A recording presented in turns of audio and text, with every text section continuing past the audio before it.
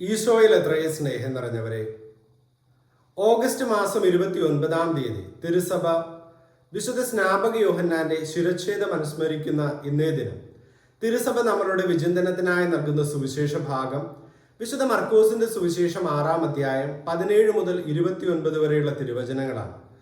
സ്നാപക യോഹന്നാന്റെ ശിരച്ഛേദമാണ് ഈ തിരുവചന ഭാഗത്ത് നമ്മൾ വായിച്ചു കേൾക്കുന്നത്. എങ്കിൽ ഇന്നേ ദിനം നമ്മൾ ധ്യാനിക്കുന്നത് ഹെറോദിയ എന്ന് പറയുന്ന സ്ത്രീയുടെ 3 സ്വഭാവ വൈകല്യങ്ങളെ കുറിച്ചാണ്.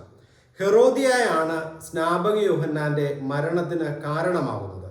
ആ സ്ത്രീ പുലർത്തിയ 3 തിന്മകളാണ് ഒരു വ്യക്തിയെ, പ്രത്യേകിച്ച് ധൈര്യസമേതം ധാർമ്മികതയ്ക്ക് വേണ്ടി നിലകൊള്ളുന്ന ഒരു വ്യക്തിയുടെ തലയെടുക്കുവാനായിട്ട് കാരണമായത്. ഈ 3 കാര്യങ്ങളാണ് നമ്മൾ ധ്യാനിക്കുന്നത്. ഒന്നാമത്തേത് ഹെറോദിയായുടെ ഒരു കുത്തഴിഞ്ഞ ജീവിതം. തൻ്റെ ഭർത്താവിൻ്റെ സഹോദരൻ്റെ തന്നെ ഭാര്യയാകുവാനായിട്ട് അവർ എടുക്കുന്ന തീരുമാനം, അത് എന്തിനു വേണ്ടി തന്നെയായാലും ഏറ്റവും കുത്തഴിഞ്ഞ ഒരു ജീവിതത്തിന് അത് കാരണമാവുകയാണ്, അല്ലെങ്കിൽ അത് ഒരു കുത്തഴിഞ്ഞ ജീവിതത്തിൻ്റെ അടയാളമായിട്ട് മാറുകയാണ്.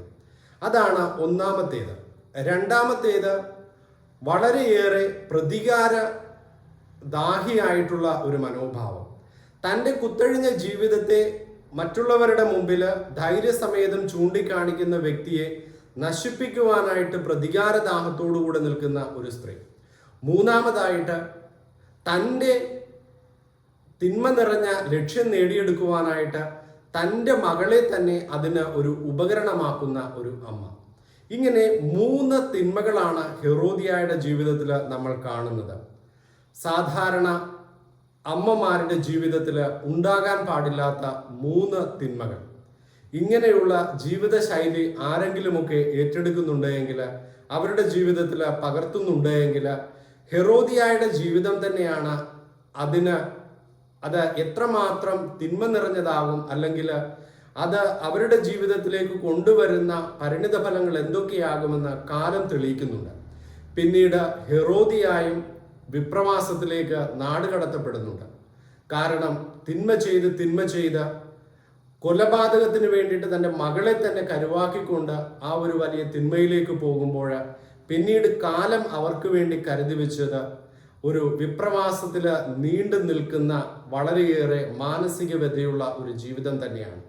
പ്രിയ സഹോദരങ്ങളെ, പ്രത്യേകിച്ച് അമ്മമാരെന്ന നിലയിൽ മക്കൾക്ക് വേണ്ടിയിട്ട് പ്രാർത്ഥിക്കുന്നവരൊക്കെയാണ്. മക്കൾ അമ്മമാരിലേക്ക് നോക്കുന്നത് മാതൃകാപരമായ ഒരു ജീവിതത്തെയാണ്.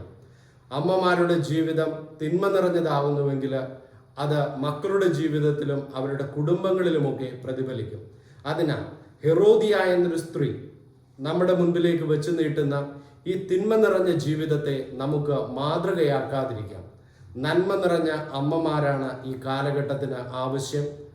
സത്യത്തെ, നീതിയെ, അതോടൊപ്പം തന്നെ ദാമ്പത്യ വിശ്വസ്തതയൊക്കെ മുറുകെ പിടിക്കുന്ന, പ്രതികാരത്താൽ ഉള്ളിൽ ജ്വലിക്കുമ്പോഴും ക്രിസ്തുവിൻ്റെ സ്നേഹത്തെ പ്രതി ക്ഷമിക്കുവാൻ പറയുന്ന, മക്കൾ തിന്മയിലേക്ക് പോകുമ്പോൾ മക്കളെ നന്മയിലേക്ക് കൊണ്ടുവരുന്ന അമ്മമാരെയാണ് കാലഘട്ടത്തിന് ആവശ്യം.